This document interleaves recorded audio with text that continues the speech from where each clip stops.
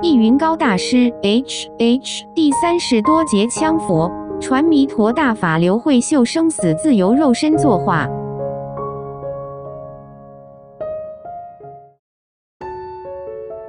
关于第30多节羌佛佛号的说明。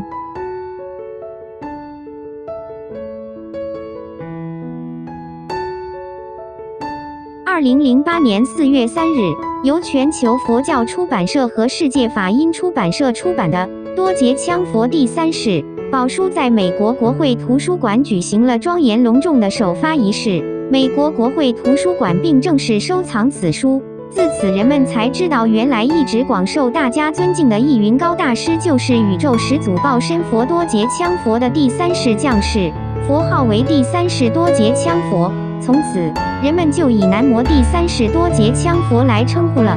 这就犹如释迦牟尼佛未成佛前，其名号为悉达多太子，但自释迦牟尼佛成佛以后，就改称南无释迦牟尼佛了。所以，我们现在称南无第3世多节羌佛。尤其是2012年12月12日。美国国会参议院第614号决议正式以 His Holiness 来冠名第3世多节羌佛，即 第3世多节羌佛。这说明了美国国会对南无第3世多节羌佛的尊敬。而且，第3世多节羌佛也是政府法定的名字，以前的意云高和大师的尊称已经不存在了。但是，这个新闻是在南无第3世多节羌佛佛号未公布之前刊登的，那时人们还不了解佛陀的真正身份，所以为了尊重历史的真实，我们在新闻中仍然保留为法定第3世多节羌佛称号前所用的名字。意云高大师 第3世多节羌佛，传弥陀大法，刘慧秀生死自由肉身作画。天天日报2003年8月12日星期二社会档案。意云高大师 第3世多节羌佛，传弥陀大法念佛法门精髓。刘慧秀临终前到极乐世界一游，千里外的师父竟然了知弟子生死如掌中，不愧法中之王。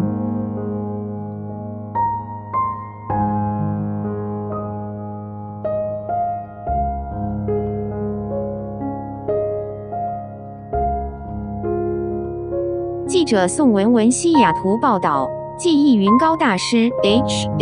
第3世多节羌佛之弟子侯玉善教授修的净土法精髓大法往生极乐世界，此事正在温传热商之中。而8月6日，佛教弟子刘慧秀又接着往生净土，而且没有八苦交加、四大分解之相，更厉害是说走即走，安详辞世。更令人惊奇的是，以佛教界修行者达到的高标境界，肉身作画往生西方极乐世界。当时天空并出现五彩祥云，慢慢西迁。随侍在侧的丈夫林永茂感恩地说，妻子能被集书圣地作画圆寂，全都要归功于他们的法王上师意云高大师第3世多节羌佛的传法和秘密手印，尤其是手印中心那个秘密往生种子字，实为重要。8月6日上午9时55分圆寂的刘慧秀是以盘坐结手印的姿势灵魂归西的，一直到送到殡仪馆都是身体柔软盘坐结手印，脸色安详庄严。家人特为他定制坐姿的棺材，世人称奇。据刘夫林永茂表示，他们夫妻俩在修行的路上寻寻觅觅，拜过皈依过台湾和国际间很多法师，修法无用，直到3年前找到意云高大师第3世多节羌佛文寿大师的如来正法，当下大惊，才定下心来皈依于大师门下。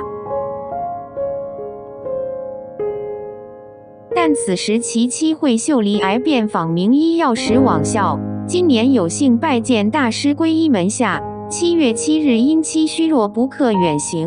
他自西雅图飞洛杉矶求见法王上师易云高 第30多节羌佛，待祈求法但求解脱往生净土，原不合法度。幸师慈悲关照之期可修往生大法，师佛务繁忙不克北上，因而破例传法于他，由他代传其七弥陀大法念佛法门精髓及往生秘密手印，并告知此手印结上后，如果套了种子字，不可随便念南无阿弥陀佛，因为一当念诵，可能佛菩萨会马上现前接你，除非决定往生极乐方可念诵。七得法后，以哀莫之身一天4、5次修法极为精勤。7月9日，易云高大师第30多节羌佛，在传了林永茂弥陀大法后，便到菩提精舍向寺内的法师们做开示。大师当即预言一位女弟子将于近期作化往生极乐世界，当时并录了音。该录音法带并且已经送到世界各地听闻大师开示的佛堂道场了。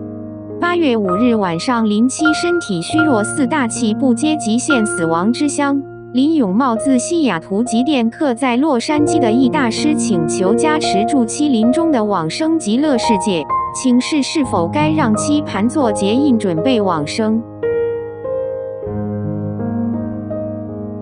但听电话那头法王上师说，先让他睡吧，今天他走不了的，他明天才会走，今晚不会走了。林永茂担忧地向大师说，不行啊上师，万一他在睡梦中走了，到不了极乐世界怎么办？易大师以坚定的语气说，尽管放心，让他躺着睡，明天睡醒了才会走，今晚不会走的。于是林七便听师言躺下睡觉，睡到3点，林七睡醒，告诉其夫他刚去了极乐世界，极乐世界好美，美得无法形容。林永茂问妻，是谁带你去极乐世界？妻答，不知道。再问，怎么去的？妻答，是坐毯子飞去的。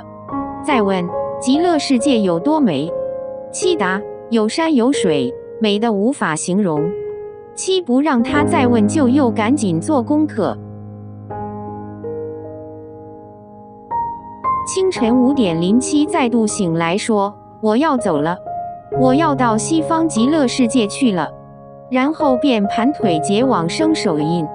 约莫半个小时过去，林永茂见妻已气断身亡，进入中阴，急忙打电话找法王上师，连续打了20几通皆无法接通，显然大师是关了机。于是林永茂急电大师的侍者宽，请求转达其妻已往生，请求上师紧急加持。由于时机紧急，宽即向大师报告刘慧秀师姐已往生的消息。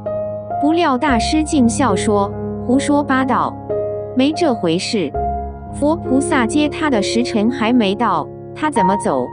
宽心想，林永茂师兄在刘慧秀师姐身边看到师姐已断气死了，往生了，难道这还不准确吗？但千里之外的上师说他还没走，由于近3年他基本上每天都在上师身边，因此他对上师所说的话是充满坚定信念的。他本想打电话告诉林师兄他们家师姐尚未圆寂，但由于不知林师兄电话，于是作罢，继续睡眠。直到早上7点55分，国际佛教僧尼总会主席龙慧导师接到易云高大师第30多节羌佛的电话，大师说，西雅图的刘慧秀同学现在还没圆寂，但很快就要圆寂了，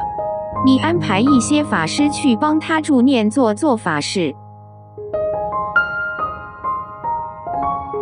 当时龙慧法师马上通知了3座寺庙的出家僧众马上行动，果不其然，刘慧秀于8点多已入中阴的他又回转人间，睁开双眼，直到9点55分才圆寂。当时天空出现五彩祥云，萧然吉祥渡往西方，历时1小时余才散去。菩提精舍的法师们都看到天空当时的艳丽祥云，并且用摄影机将之拍下。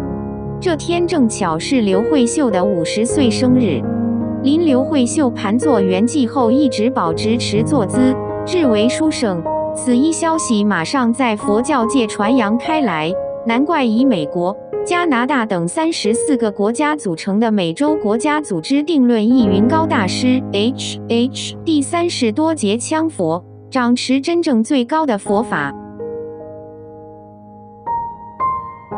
果然，他的佛法能使人生死自由，不仅在短短的时间内让弟子得以了生脱死，并且以实证从千里外斩钉截铁地分长期、近期及期3次预言刘慧秀女士的圆寂状况，展现了真正佛法及其深沉的含义。世界佛教界赞叹大法王就是大法王，佛法修正的伟大和佛法的真实不虚。尤其是林永茂说，若没有上师的真正净土精髓大法，刘慧秀短时间的修法哪有那么大的功德得以往生西方极乐世界？更何况是说走就走，生死自由之作画。他说，在妻子身边的他，不如千里之遥的上师知道妻子的圆寂情况，这才真正说明了问题。他们家人商榷后，决定将其安然保留坐姿，不再火化。